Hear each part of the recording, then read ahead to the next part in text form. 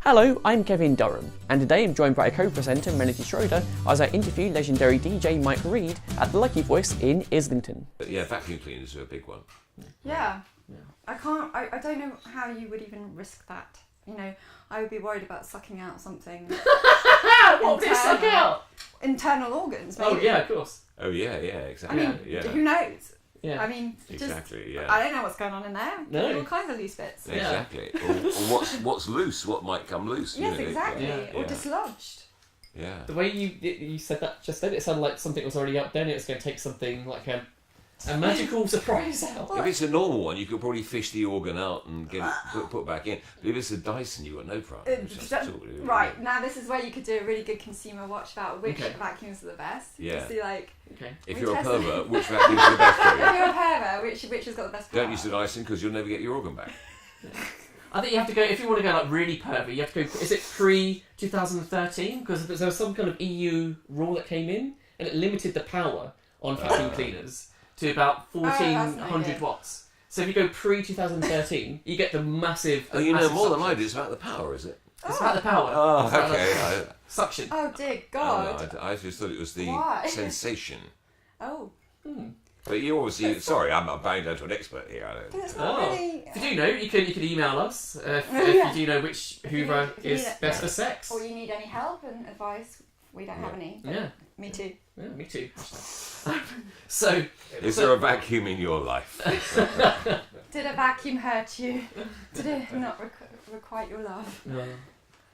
So like, this is the first time that I've actually interviewed someone who's actually a professional interviewer. So there's a little bit of pressure over here. A lot of pressure. It's a lot of pressure. A lot of pressure. Okay. I'm a really tough interviewee. Oh, Oh, right. yeah. Okay. We'll crack you. I'm tricky. Kevin will get to you. Yeah. And you interviewed someone pretty big really early on, David Cassidy. Yeah, first day on radio. First day on radio. David Cassidy flew in. We became friends after that and did quite a bit of stuff with him. I thought that was how radio was. The first day on local radio, our boss, Neil French Blake, who'd taken me on for three reasons. He said, I want you on my station for three reasons. I said, what? And he said, one, you're very English. Two, you're mildly eccentric. And three, you're a bloody good opening bowler. I said, what's that got to do? He said, I'm starting a cricket team and you're opening my bowling. Oh. Anyway, on day one, he tried to get all big names to go into the town centre in Reading to do all the stuff with thousands. Nobody wanted to do it. Yeah. Oh, I don't want to do it. So eventually, you new boy. Yeah, so I went down there and you're getting your clothes ripped off. David Cassidy flies in. The girls are screaming. I thought, I love this. This is clearly what every day in radio is like. And of course, it wasn't. And how did the interview go? Was it a good interview? Oh, you like to think so at the time. I never like to hear them back just in case it wasn't. But of course, yeah, you always like to think Do they you are. get nervous when you interview certain people or not? Have you ever Not been really, no, because it's not about you, it's about them, and you're the conduit. You're not the. You do hear interviewers talking a lot about themselves, and you'll try to make the other person feel comfortable. And people are different. Some people monosyllabic, so you're trying extra hard to make them feel comfortable. To find something that they want to talk about. You do get tricky people, and you get other people that know exactly what you want and go, yeah. You prompt them with a story, and they go, yeah, and they come out with it. So it's everyone's different, but you're there to bring them out in a way, or try to. Did we start bringing you out with our Hoover? You've already brought me out. Yeah, I'm already there. I'm up front now. There we go. I'm spilling the beans. You are the juice. Yeah. The juice is running. Yeah. So given that Juice is now running, who's been the trickiest person to interview? Oh, yeah. I'll give you mine if you give me yours. Okay. Well, very recent. I mean, there's a promoter that brings people in from the States. So I did Al Pacino, who was fine, but tricky. I mean, his manager said you'll find a real problem getting in there, and because he just talks incessantly. And okay, fine. So I had to work a way of doing it. If Al's in the middle of a story, and there are 2,000 people who pay good money, you don't want to butt in and go, hey, well, shut up, Al's telling a story. But you've still got to move him on, otherwise it becomes one long story. So I thought, what can I do? So I did the movement. I did a movement. So the audience didn't really notice, but he knew I wanted to get in. That worked. Stallone, Sly Stallone was great because he knew what I wanted, and I started with a story about him. Everyone stood and cheered him, and I said, they're cheering you now. I said, but we're a nation of dog lovers. You sold your dog for $50, didn't you? You went, what? Oh. So, oh my God, I look at him in a different way now. Yeah, and then he because he hadn't got any money. And 2 weeks later, he got $400,000 for the first Rocky. Damn it. So he went back to the guy, this little guy he'd sold the dog to. And he said, "Hey, I want to buy my dog back." He said, "Oh, my kids got so attached to it. They got really attached to the dog now." And he said, What? "How much attached?" He said, $2,000 attached. $2,000 back for a $50 dog. And he had to give him a part in the film as well. Bad business. But he was good. He knew what was wanted. A few weeks ago, I interviewed Chevy Chase. Different story. Uh-oh. They all said he was tricky, and I got hammered for it. I got really hammered on social media for it. Why? And he thought it was great. He thought it was great. We couldn't hear each other. The sound at Hammersmith was appalling. It was appalling. We were just guessing what each other was saying. So this was on stage? It was on stage, yeah. 3,500 people. And it was really tricky. There were several questions that he wanted. It was set in stone. I want to be asked these questions. Okay, fine. Oh, God. You must ask these questions. Okay. And each of those questions that was asked, he blanked. He totally blanked them. Okay, so he's hanging you out to dry. So you're trying to find a way, you're trying to talk with him about writing for Mad Magazine, which he did in the early days. Not much. Talking about the films. Oh my gosh. Not much. Okay, we're talking about the vacation films, big films, a little bit, not much. Beforehand, he was writing down the names of his leading ladies. I said, "You must remember them." Oh, no. So there was something wrong somewhere. And then we're talking about his Fletch films. I didn't get much from him. And talking about some of his ancestors, because 2 of his ancestors went over on the Mayflower. And 2 of his ancestors were New York mayors. One used to own 30,000 acres in New Jersey. Now, if I said that to somebody like Stallone, they'd go, "Oh, if only I had that now, 30,000 acres. But he didn't. He sort of blanked it. And the questions he wanted, he then blanked. So he enjoys hanging the interviewer out to dry a bit. It's a bit like a politician in a way, although they so call... it was tricky, but he seemed to enjoy it.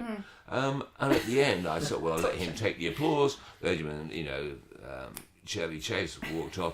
To applaud them back, he chucked the mic on here, bounced on the floor. That didn't happen. It was me storming off and him throwing the mic on the floor. Wow. So that was the weirdest interview that I've ever done. And everyone said, "Oh, you're a terrible car crash interview." But the 2 TVs he'd done here were a car crash as well. They were both, I mean, a lot of people in the States won't work with him for that reason. Yeah. But I thought, well, all I can do is ask him the questions. But of course, it's your fault because everyone loves Chevy. "Oh, well, you were rubbish," but... if he says, "I want those questions," you think he's going to answer them, and he doesn't. Yeah. If the talent is off with you with the questions, you've got nowhere to go. Yeah, nowhere to go. So it is tricky. So you're doing a lot of talking because he's not, and then people saying, "Oh, you're talking about yourself a lot." No, I'm trying to find a route to market here. Really, absolutely. yeah. Difficult. And you've got a new radio station launching quite soon, right? We have United DJs in the wake of United Artists 100 years ago with Charlie Chaplin, Douglas Fairbanks, Mary Pickford. They didn't want the restrictions and constriction of studios saying, "This is what we want format stuff." Radios have become a bit like that, so we thought we'd start United DJs, get away from the format, play some really good music and open it up and create a mini revolution like I did in films. So we are United DJs. We've got 8 former Radio 1 DJs, 8 former Capital DJs, and 12 former Radio Luxembourg DJs. Wow. Any other names people would have heard of? Any other names people would have heard of? From Radio 1, we've got people, Adrian John that did the early breakfast show before me while I was doing the breakfast show. A couple other people we can only name when we start. Emperor Roscoe was on there as well. So, quite a few. David Hamilton was on Radio 1, Radio 2. David Simon was on Radio 1, Radio 2. So, lots of people. So, good. Great. And where do people go to find out about it? We'll be online to start with. So, apps, you just get an app now. That's how I listen to radio. I just switch on the app so you can just do it walking around in the car on your laptop. You don't need to just be in the kitchen anymore to turn it on. Going out now, I'll turn it off, Well, Capital Radio was doing a cash giveaway over Christmas. And I had the app on the whole time because I really thought I was going to be able to call in and win, but of course I kept missing it. I was sitting at home, stupid app throwing the phone. I don't like Capital Radio anymore. I used to listen to it all the time. When Chris Tarrant would do the Tiki... there was like a tiki competition. Oh, that was so scary. Like the boom, I freaked out. £100. It's horrible. I don't stand it anymore. What, you just miss it because of that? Well, I miss it because of that. The Tarrant is all like... I hate modern pop. That's the problem. I understand. Because obviously music, modern music, I don't know if you'd agree, Mike, it's just not. Well, there are some great songs, not as many as there were, Not as many. but there are some very, very good songs around. It's just knowing them, Yeah. finding them, having the ears to find them. A lot of people that run radio haven't sat this side of the desk. No. They're not musicians, they're not singers. I mean, for me, I've always been a songwriter. I played live. Yeah. So you get an idea of what's good and you go, oh, that's song. it. I mean, I emailed a friend of mine who's the head of Radio 2 playlist the other day, and I just heard this song. I said, what's this song? I've just heard it. Yeah. And he came back and said, I said, it's great. Yeah. He said, yeah, you're right. You've heard it. And I said, yeah, what a great song. So there are good songs around. And it's picking rare, them. though. It's rare. You suddenly, Yeah. because I did that the other day. It was like Justin Timberlake. Yeah.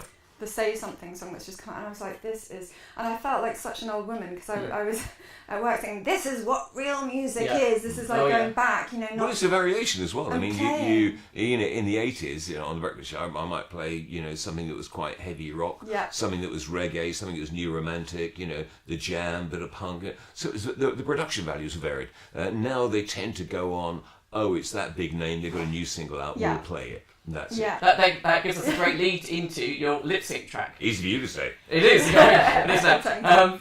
What you can do? Well, my favourite all-time singer is Scott Walker.